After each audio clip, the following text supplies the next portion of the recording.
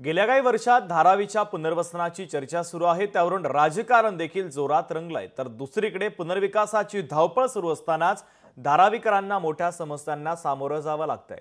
ठिकठिकाणी असलेलं कचऱ्याचं साम्राज्य तर आहेच, पण धारावीकरांना पिण्यासाठी शुद्ध आणि पुरेसं पाणी देखील मिळत नाहीये। पाहूयात।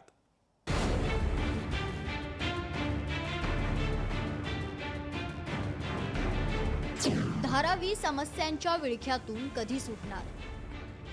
अपुरं घाणेरड्या पाण्यामुळे धारावीत आजार।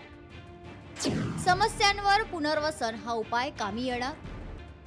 आशिया खंडातील सर्वात मोठी झोपडपट्टी अशी धारावीची ओळख आहे, मात्र या धारावीत समस्याही तेवढ्याच मोठ्या आहेत। धारावीचा पुनर्विकास लवकरात लवकर व्हावा यासाठी राज्य सरकार प्रयत्न करते। त्यासाठीचा सर्वे गेल्या काही दिवसापासून सुरू झाला असून त्याला धारावीकरही प्रतिसाद देताना पाहायला मिळतात। त्यातच आता धारावीकरांना पाण्याचा प्रश्न भेडसावतोय। कमी दाबामुळे येणारे पाणी सध्या धारावीकरांना पुरताना दिसत नाही। त्यातच अनधिकृतपणे केलेल्या नळ जोडणीमुळे त्या त्रासात भर पडते।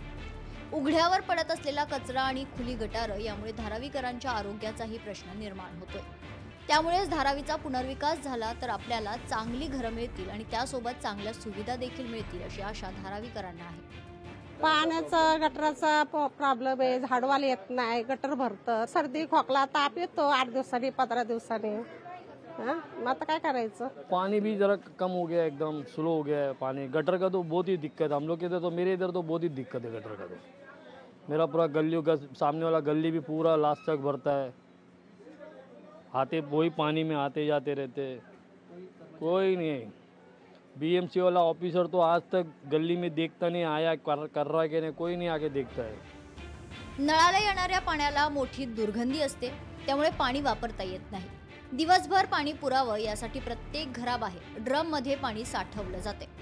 जवळजवळ घराबाहेर 70% जागा पाण्याच्या ड्रम व्यापलेली आहे।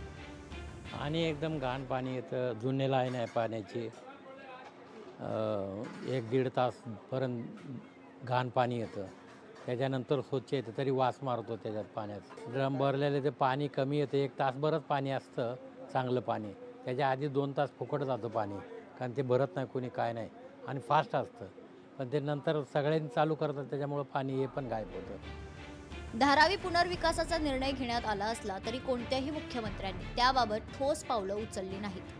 मात्र देवेंद्र फडणवीस यांनी पुन्हा एकदा राज्याची सूत्र हाती घेतल्यानंतर धारावी पुनर्विकासाचा मार्ग मोकळा झाल्याचं बोललं जाते। त्यांचं तर खूप मनापासून अभिनंदन आहे देवेंद्र फडणवीस साहेबांचं, की त्यांनी मनावर घेतलं, याच्या अगोदरच्या कुठल्याच लोकांनी मनावर घेतलं नाही। आणि आम्हाला पूर्णपैकी 100% वाटतं की आमचा आता पुनर्विकास थांबणार नाही आहे, पुनर्विकास होणार आहे, आणि पुनर्विकास आम्ही धारावीकर करूनच घेणार आहे।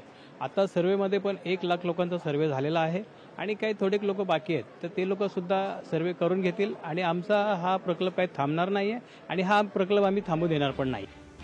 या पुनर्विकासाने धारावीकरांच्या समस्या सुटतील की नाही हे पुनर्विकास झाल्यावर समोर येईलच, पण आता तरी पुनर्विकास हाच आपल्याला चांगली जीवनशैली देऊ शकतो असा विश्वास धारावीकरांना वाटतोय। राज्य सरकारने पुनर्विकासाचा जो निर्णय घेतलाय आणि मुख्यमंत्री देवेंद्र फडणवीस हे या खास करून या सगळ्या डेव्हलपमेंटच्या खास लक्ष ठेवून आहेत, त्यामुळे हा प्रकल्प लवकरात लवकर होईल आणि आमचं पुनर्वसन करून आम्हाला या चांगल्या सुविधा दिल्या जातील अशी आशा जी आहे ती धारावीकरांना आहे।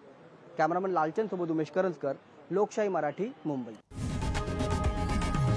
लोकशाही मराठी, ऐका, पहा, जागरूक रहा।